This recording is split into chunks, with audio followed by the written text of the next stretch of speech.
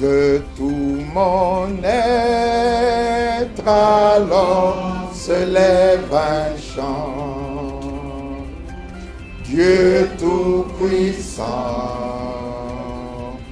que tu es grand. De tout mon être, alors se lève un chant. Dieu tout-puissant, que tu es grand. Que le Seigneur vous bénisse. Merci. Vous me posez la question de savoir si je dois travailler avec les membres de l'Église. Ce n'est pas le fait d'être membre de l'Église. Mais vous savez qu'il faut, quand Dieu intervient, être un homme intègre, être un homme loyal, être une personne qui aime sa nation et être une personne qui est respectueux des droits. C'est ça qui est important. Ne vous gênez pas que je travaille plus qu'avec les enfants parce que j'ajoute une partie de ma présentation.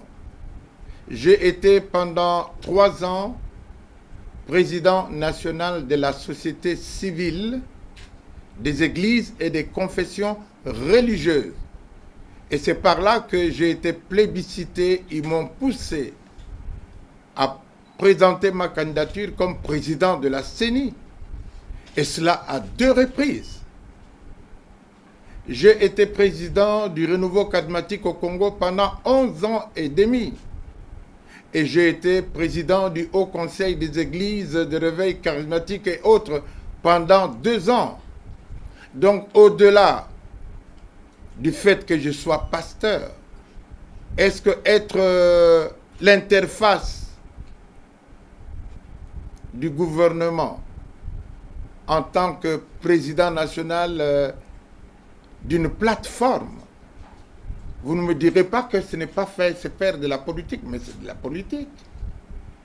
Donc, je suis médecin, je suis pasteur, et en tant que médecin, je rectifie ces 34 ans, et j'ai pris ma pension. Et je dirige une église, comme on vient de vous le dire. Je gère. Et d'ailleurs, je voudrais, parce que souvent vous dites, est-ce qu'un homme de Dieu, qu'a-t-il à faire? Je vous dis que Dieu qui est omniprésent, omnipotent, omniscient, qu'a-t-il besoin d'avoir des livres au ciel? N'est-ce pas de la grande gouvernance et de l'administration? Donc nous, en tant que serviteurs de Dieu, enfants de Dieu, nous devons apprendre à gouverner. Et nous l'avons. Et nous le savons. Voilà ce à quoi je peux vous répondre. Il y a une plateforme, il y a une église, il y a une confession religieuse. Ganaza, membre il y a renouveau charismatique au Congo, et il y a différentes églises de réveil au Congo, mais bisogno surtout interface. Il y a l'État et il y a l'église de réveil qui représente l'église nyonso mosusu. Justement, likambuya relèvement ya lingomba ezali motuya pona nzambe pe pona lingomba. Nzambe ako relever lingomba na ye. Et nzambe ako continuer ko utiliser lingomba na ye lolenge esengeli esalema. Eza important ngas nako koma président et toko relever lingomba na nzambe po Bible lobi bo sekanga lelo te atako na koi na kotelema e lingomba e kotelema e kosuka ka kotelema ka bongo parce que ezali tango na nzambe. Ma préoccupation que d'être pour ou contre, j'ai eu à le dire dès les débuts. C'est un processus et souvent ça se passe de telle manière. Mais quant à moi, et de par la révélation que j'ai reçue, c'est Dieu qui est descendu, qui m'a mandaté pour pouvoir postuler. Et j'ouvre une parenthèse. Les gens doutent du mandat de Dieu, les gens doutent si Dieu peut parler. Notre Église est témoin que Dieu, il y a quelques années, nous a demandé de déposer de l'argent au trésor public. Et l'Église peut témoigner que nous avons déposé de l'argent il y a plus de 15 ans de façon prophétique. On a déposé l'argent, nous avons des documents et la banque le sait. Dieu nous a demandé, lorsqu'il y a eu la guerre et qu'on était envahi au niveau de la Tchangou, de faire une action spirituelle. Nous l'avons fait au stade. Et de prendre tout ce que nous avions obtenu, d'aller déposer à l'hôtel de ville. Au temps du général Liouanga, gouverneur de la ville, nous avons déposé l'argent. Ça peut penser inimaginable, mais nous avons obéi à Dieu. Nous avons l'habitude d'obéir à Dieu, tout simplement. Nous l'avons fait.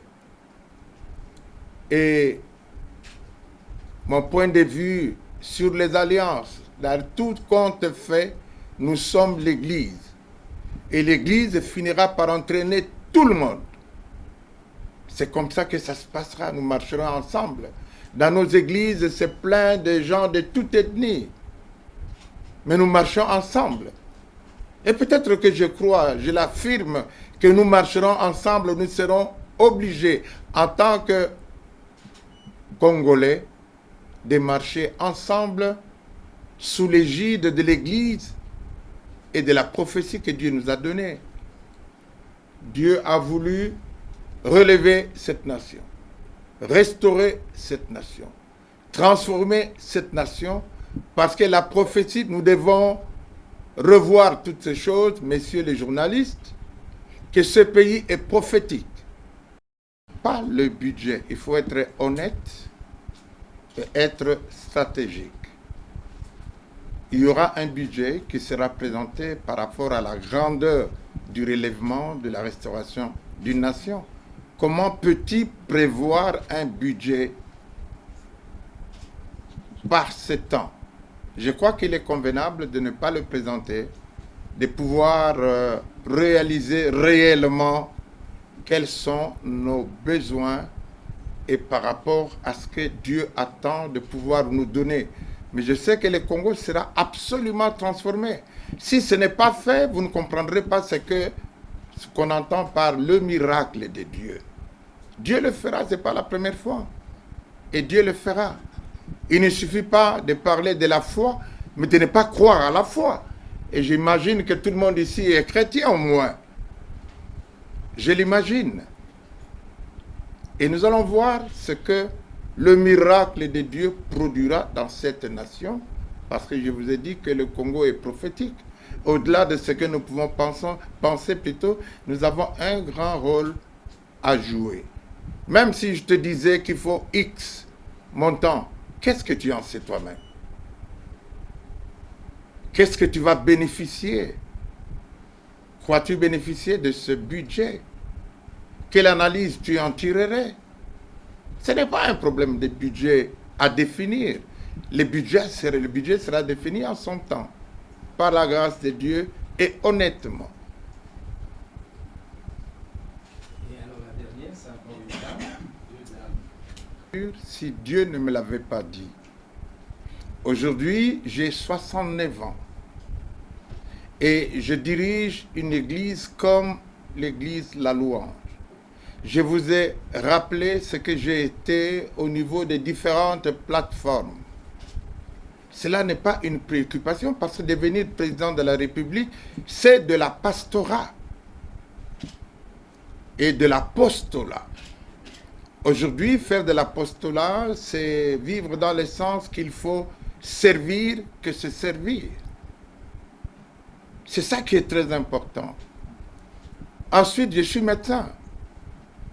Dans mon cabinet, je reçois les musulmans, les kimbanguistes, tout le monde. Ils viennent facilement dans mon cabinet. Ils ne se demandent pas qui est ce médecin-là, est-il chrétien ou pas. J'apporte à l'homme en tant que tel ce qu'il lui faut.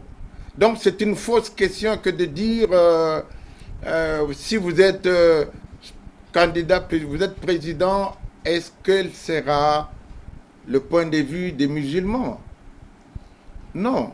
L'essentiel, comme dit la parole de Dieu, Dieu fait pleuvoir sur les bons et sur les méchants. Ça ne vous dit rien. Dieu apporte un bienfait à tout le monde. Que ce soit un président qui soit musulman, mais qui fait très bien son travail, le pays en bénéficiera. Et moi, je suis seulement l'élu de Dieu, le choisi de Dieu. Et je vais travailler au profit de toute la population. Qui sait qu'à partir de mon travail, les gens ne se convertiraient-ils pas en voyant ce que je fais? Et je te convie à bien te marier parce que j'ai vu ça aussi. J'ai perçu que tu n'as rien à la main gauche. Et je t'invite à te conformer. Merci beaucoup. Venez au nom de l'Éternel. La question est simple. Qui peut sauver le Congo? Est-ce c'est le numéro 20, candidat? Numéro 3, candidat? Sinon, numéro 16. Qui peut sauver le Congo? Soyons réalistes. Je suis réaliste parce que je serai réaliste, parce que vous connaissez la réponse. La réponse du numéro 3, du numéro 20, du numéro 16, vous la connaissez parce que nous tous, nous vous parlons, n'est-ce pas? Nous nous adressons à vous. Pour moi, je ne juge ni le numéro 20, ni le numéro 3. Je viens en tant que mandaté de Dieu et je me contente de ça. Mais sachez que ce soit le numéro 20, le numéro 3 ou le numéro 16, celui qui gagnera entraînera tout le monde. Tout ceci est passager. La campagne, elle est passagère. Les points de vue des uns et des autres sont passagers. Mais nous finirons en tant que Congolais et en tant que chrétiens d'une église, nous allons entraîner tout le monde dans la voie de Dieu. Ça ne pose pas de problème, ce sera ainsi.